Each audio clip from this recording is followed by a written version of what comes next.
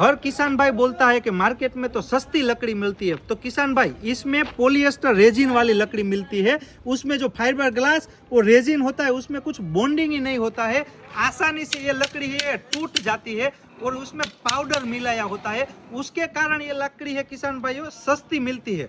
और महंगी लकड़ी होती है ना, उसका आवाज है वो आप देखिए, लोहे जैसा आवाज आता है इसमें, और पॉलिएस्टर का आवाज है पूरा हल्की क्वालिटी का। देखने से आपको मीन्स तुरंत पता चल जाएगा कि भाई ये पॉलिएस्टर लकड़ी है और ये एपोक्सी लकड़ी है।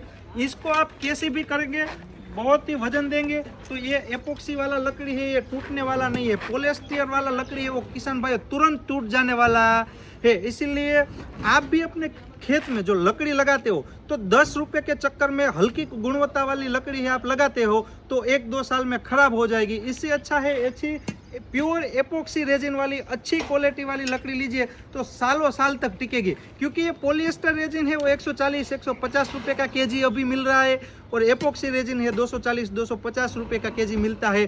तो इसमें से एपोक्सी वाली है वो मजबूत रहेगी, पॉलिएस्टर वाली है सस्ती रहेगी किसान भाइयों।